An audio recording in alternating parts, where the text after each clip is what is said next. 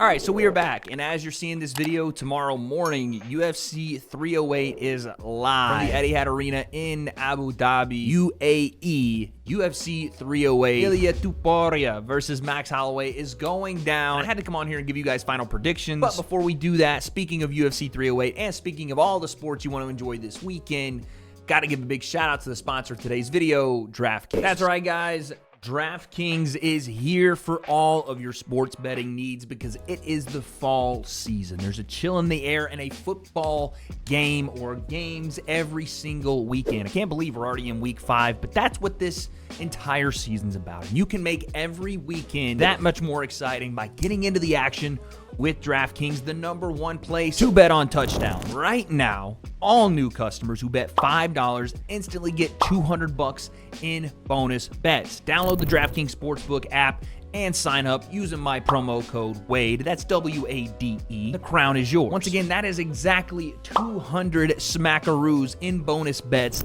instantly, and you can stay in on the action. Use that 200 in bonus bets to bet anytime touchdowns on DraftKings, because that's the place to be to bet on touchdowns and knockouts and any of your favorite sports on DraftKings Sportsbook. And if sports betting is not available yet in your state, don't worry. You can still join in on the action and have fun with DraftKings Daily Fantasy and have a shot to win cash prizes. So like I said, guys, download the DraftKings Sportsbook app now. New customers, again, use code WADE, that's W-A-D-E, and bet just $5 on any wager and get 200 in bonus bets instantly. That's promo code WADE. Only at DraftKings Sportsbook, an official partner of the NFL, and again, the place to be to bet on sports. Thank you to DraftKings Sportsbook for sponsoring this video, and now let's get back into the breakdown. All right, so like I said, we have UFC 308 tomorrow morning, and I usually just do the main event picks. We're going to actually pick a couple different fights here, but we're going to end it off with the banger that is in the main event. Ilia Topuria, Max Holloway, somewhat of a BMF fight, somewhat for the BMF belt, but more importantly for the featherweight championship of the world. Who wins and why? Not just that fight, but many more. The breakdown. Let's go. All right, so I kind of want to bounce around a little bit here, right? We have a lot of good fights on this card, and I'm not going to break down every single one because, quite frankly, casual concept. But I think there's a couple we can take a look at. Like Magomedov, obviously, Shara is a guy that a lot of people have eyes on. 30 years old, so it's kind of piss or get off the pot time for this gentleman because got a lot of hype, got a lot of eyes on him, no pun intended. He is obviously looking to make his stake in the UFC, but the bullet is taking on Armen Petrosyan, and quite frankly, I see this as a pretty clear win for Magomedov. In UAE, you know they were going to put him on the card. Let's say a stoppage win for him. 3-rounder. I say he gets a stoppage in the second. I want to see some of that striking on display. I want to see a little bit of the wrestling. I want to see a total package performance, almost a standout performance, almost like we saw from Khamzat Chimaev in his UAE, Dubai, Abu Dhabi debut time out there when he fought, I think it was Korean Zombie, and he had the fantastic finish, and then Gerald Mearshart as well. Like, I want to see that kind of performance. Then we have Lerone Murphy and Dan Ige. This one is another very interesting one. Obviously, you're talking about Dan Ige being a legend after the 4 hours notice fight versus Diego Lopez. At UFC 303, he makes his return. Lerone Murphy, 33 years old, 14-0-1, undefeated. Don't know much about the guy, and that's, you know, by my own ignorance, but has some great wins, and obviously looking to make his name at featherweight. Makes sense that they're featherweights on the card, even though as it sits right now, we do have official confirmation, if I can get back to this right here, that both Max and Ilia both made weight. As I'm recording this video, both Magomedov and Chimaev have not made weight, and they still only have an hour left. I think Guru is talking about it right now. Only an hour left to make weight. We're still waiting on Khamzat and Shara for the weigh-ins. Every other fighter made weight so far, really early. Clock is ticking. Very, very interesting. Something to keep an eye on. Khamzat Chimaev has looked very off during this fight week, to say the least. So yeah, definitely something to keep an eye on. By the time this video goes out, it will have already happened. So either, wow, I cannot believe Khamzat Chimaev missed weight again. What the fuck is going on with this guy if he's not pulling out of fights? I understand he's got a lot of things going on at home and all of that, but if he's not pulling out of fights, then he's missing weight on fights. You got to be professional at some point, or this game is just not for you. Or congratulations to Khamzat Chimaev. Let's see how the fight goes. Speaking of, like I said, I think, Dan Ige, a beast. This fight was already supposed to happen, got canceled. So running it back and give me Lerone Murphy in a decision. Then we get to Magomed Ankalaev versus Alexander Rakic. This one right here is a banger of a fight. And honestly, it's a fight to me that I don't even know needed to happen, because Magomed Ankalaev is probably the rightful contender at light heavyweight in the UFC to Alex Pereira. So did this need to happen? No. I'm super impressed that Ankalaev is saying yes to it when, you know, sometimes you get lost in the shuffle if you're a guy that I think is what's happening to Ankalaev. They don't necessarily want to see take the belt off of Pereira, and they don't want to necessarily see take the belt off Pereira, and probably could. They're giving him that last kind of hurdle, that last little stumbling block. And listen, Alexander Rakic, no stumbling block. This guy is for real. Obviously, you know, we saw the fight with Yuri Prochazka. He hit Yuri with one of the nastiest elbows you'll ever see, and Yuri just rebooted right in front of him. His body shut down for a second, then he rebooted and was standing there and you know, found a way to turn the tide in that fight. But Rakic is dangerous. Strong guy, elite striking, and it's going to be a tough fight for Ankalaev for sure. But at the end of the day, I just think Ankalaev is way too well-rounded. Does give up 3 inches in reach, but don't think it's going to be much of a factor. Way too well-rounded in the striking, in the wrestling. Complete fight here for Ankalaev, and I think he gets a stoppage, honestly, in this fight. I think he stops Rakic, because Rakic is going to be, like, this may be his, I wouldn't say last shot to get up there and win a light heavyweight belt, but it feels like a gifted opportunity to make something happen here, and I think he's going to be fighting that way, and I think that's just enough aggressiveness for Ankalaev to take advantage of and win by stoppage. So I'm going Ankalaev stoppage. Then we get to the co-main event that is not official yet. We are still waiting on Khamzat Chimaev to weigh in. Let's say that everything goes well and Chimaev actually makes weight. You have Robert Whittaker, the Reaper, taking on the Wolf,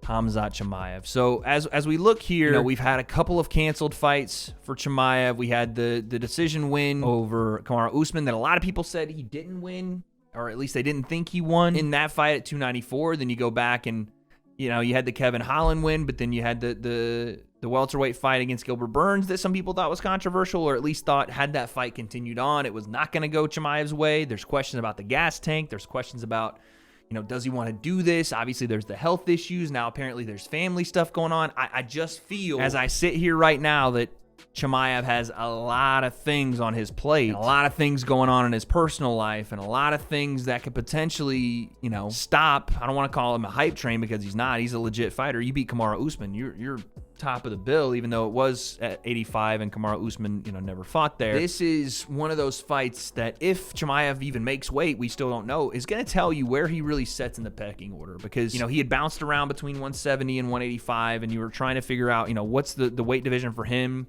He stopped making 170, so he moves up to 85, and now you're having an issue with him making the weight at 85, potentially. And that's not a great thing. And you see him with the hair grown out and the glasses on, and the aura's kind of stripped away a bit, and you have to think, this is not as easy as Chimaev wins lol. Like, this is not just walk in, double leg Robert Whittaker, and that's it, and that's over. I think maybe you could say that if we were off the Robert Whittaker loss to Dricus du Plessis, and you didn't know what Robert Whittaker was going to show up. You know, you didn't know how he was going to look. You didn't know what was going to be the thing that you got out of Robert Whittaker. But the problem is, Robert Whittaker is no slouch in his takedown defense. In fact, he's beaten a multiple-time Sambo world champion and a Russian wrestling heavy Dagestani type of fighter, and Ikram Aliskerov. That fight, Robert Whittaker stops the fight in the first round. Granted, it's not the same two fighters in front of Rob Whittaker, but you're talking about a guy that, yes, it was a fast finish. Yes, you know, Robert got it done in the first round, but he bounced back from a fight, again, in Dricus du Plessis that was a little shocking to see the way Robert lost that fight. It does feel like that, even though Robert Whittaker's 3 years older and he's given up some size probably here, and definitely some reach, and definitely some grappling experience. As a dog right now, Robert Whittaker's like +2 something. Robert Whittaker being a dog here is very interesting to me because of a lot of the things swirling around the outside of what's, you know, going on with Chimaev. And I'm literally checking Twitter every second here to try to see. Oh, look at that. UFC officials say early weigh-in window for UFC 308 is now 2 hours after previously stating it would be 1 hour. And Guru is already on top of it. This is crazy. With all that being said, I'm taking Robert Whittaker here. Khamzat may not even make weight. And even when he does make weight, it doesn't feel like we're getting the same Khamzat. Maybe I'm reading too much into the body language or the things outside of the cage, but I'm just going to be honest and say I don't know if we're getting the same guy. Missing weight, potentially. Already missing weight. Fights canceled. Health issues. Family issues. Moving. Kids, apparently, he's talking about he's had now. And Robert Whittaker is looking focused. He's looking mean, like a fighting machine. I don't know if this is all going to go down well for Khamzat Chimaev. Come on. 185.5, the official weight for Robert Whittaker. Man's lean, mean fighting machine, ready to go. God, I don't like the freaking eyes being sucked down like that. But you get my point. I'm taking Robert Whittaker, and honestly, I like that plus 600 on a decision. I could see him. I mean, we've seen that Robert Whittaker can easily go 5 rounds. It's just more of a matter of, does he stop Chimaev? Could he stop Chimaev? I'm going to take Robert Whittaker decision. Or late stoppage, maybe 4th, 5th round. Then we go to the main event. Thing we came here for. Ilia Topuria. What the f*** that slapdick's name? Yeah, Topuria. Ilia Topuria versus Max Holloway. Tail of the tape. Ilia 27, 15-0. Your featherweight world champion. Max Holloway, your former, previously multiple defenses world champion. One of the best 45ers to ever live, and has made his way back to the belt after the spectacular KO in the last second of a 5-round fight versus Justin Gaethje at lightweight, but also KOing Korean Zombie, beating up Arnold Allen, and all this after the loss to Alexander Volkanovski, who is in the UAE right now. Something to keep an eye on. I think this fight is very, very interesting for a couple of reasons. One, it does seem like Ilia Topuria is getting under the skin a bit of Max Holloway. Not that it really matters, and I don't know that it would, but also because this is probably Max's last shot at 45's belt. And I know I say that, and we've said that so many times for him and Volk and the whole thing, but this is probably Max is a very old 32, if that makes sense. Max and I are the same age, and I don't mean this disrespectfully, but he has been in the UFC, and I think he's taken maybe the most head strikes in UFC history. I could be wrong about that. But let's just say he's a little long in the tooth, to quote Brendan Schaub. This is probably it as far as, getting to the top of the mountain with guys that are 27 like Ilia coming up, and 45 getting younger, and, a passing of the guard potentially. But it doesn't mean that this is just a wash for Ilia Topuria, because I don't think it is. I love the dynamic that's been going on here with the BMF, and Ilia saying, I'm walking to the center of the octagon. Within the first 10 seconds, I'm going to point to the canvas, and if you're man enough, if you're BMF enough, you're going to meet me here. Because in Ilia's mind, that belt doesn't belong to Max. It belongs to Jorge Masvidal, the one true BMF. I love it. Max is like, no, I'm not doing that. That's stupid. But what I think really is going to happen is a interesting chess game being played in the strike. Because one, Max Holloway's wrestling defense, and Ilia Topuria, while he is Spanish and Georgian, his Georgian wrestling is very, very good, and he can go to it if he needs to. But I do think we're going to have a primarily stand-up competition here. And while Ilia packs a wallop of a punch, and if you look at him shadow box, or you look at him hitting the bag, or you look at him hitting the mitts, it's amazing to see his power, right? Like, you can obviously watch the knockout here with Alexander Volkanovski. Bang, bang, bang. 3 punches, right hand, left hook. He just has really good shot selection. He has really good defense. Bang, body work is all there. Obviously good wrestling, jab to the body, good body work at all times. And it's power too. There's intent behind every shot. And he can do it for 5 rounds. It's not something that Topuria, we have to question his gas tank, because he can do it for 5 rounds. Now, there is points here where, like when he was fighting Jai Herbert, there was a big issue there with a head kick that sat him down, but he had the resilience to get on his feet and finish that fight with another big-time right hand. So the point I guess I'm trying to make is his boxing is great. He is super strong. He has good defense. Yeah, okay, he got dropped in that fight, but also he's resilient. Like, he didn't just get dropped and get finished right there. He got to his feet and had the will, the skill, and the heart to survive, and then finally put that power back on Herbert. And also, he's super marketable. So the UFC, they're kind of probably in the back praying that he wins this one. But Max is a different fighter at 45 than really anybody you can prepare for. Because, no, he doesn't have a crazy amount of power in his punches, at least not in his one punch. Unless you do point to the center and meet him there and have the swing off. But, he has this accumulation of volume. And he is willing to not only continue that volume, but walk forward while doing it. And he's going to mix up the kicks. And when he does hit you with those things, they're not going to stop. His gas tank is unmatched, and his chin has been unmatched at featherweight, at least. The only guy to really, hurt him and wobble him like that has been Dustin Poirier. But in this fight, I see a couple of things that could potentially happen. One being that Max volume punching and Max volume striking could be a problem here for Ilia, because, as far as Ilia's power goes, it's amazing. But as far as his ability to keep up volume for volume with a guy like Max, that may not be the case. The problem for Max is the more you throw that volume, the more you do walk forward, the more you invite counterattacks, Ilia Topuria has the ability to counterattack, especially if this becomes a boxing match, which I don't think that it will necessarily just be a boxing match. But if this becomes in the pocket fighting where Ilia can get to Max's chin, honestly, man, I think Ilia Topuria can knock him out.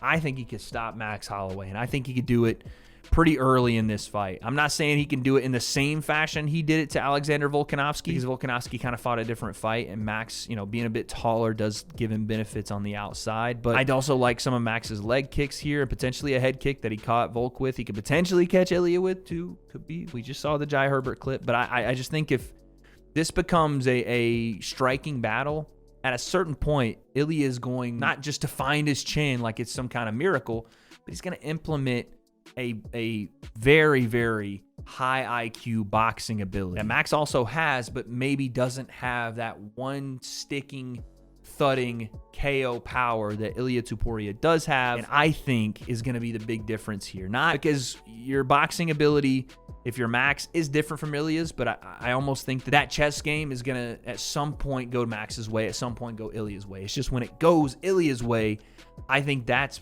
probably where you get the big, vicious right hand, left hook to the body, right hand over, roll under, right hand, left hook, you know, combination punching in bursts that Max may not be prepared for, where he was able to get away from a guy like Volk, and Volk came forward and threw his combos, or they weren't necessarily as fully committed as Ilia, I think, will be in his forward pressure. The intent behind punches is going to be different for El Matador, and I think we're in for a brutal stoppage here from Ilia Topuria. I think it'll be a statement, just like the Volkanovski fight was a statement win for him. I believe that this one will be a massive statement. And it's going to be tough because everybody wants Max Holloway to win this fight. I mean, not everybody. There's obviously people that want Ilia to win. But as an MMA fan that has been watching Max since he came into the UFC, since, you know, he had that first fight with Conor McGregor and started to really grow up in front of your eyes in the featherweight division, this is one where you obviously want to see him get back to that belt, and you want to see him one more time show that he is one of, if not the greatest 45er. If he wins that belt again, he's probably the greatest 145-pound fighter ever. But I just think an accumulation of damages against him, a younger, stronger fighter with an intent to kill and an ability to combination punch with power that maybe Max hasn't seen since, I don't know, watching what he did to Josh Emmett and then what he did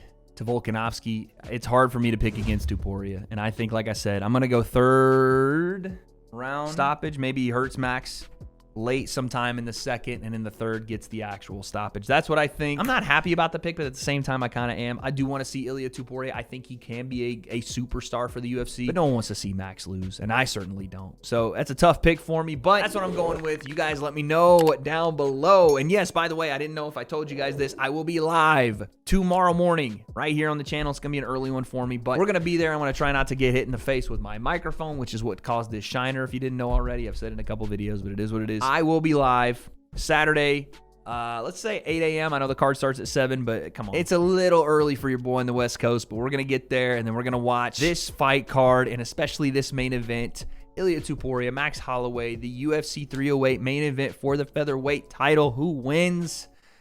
Guess we'll find out.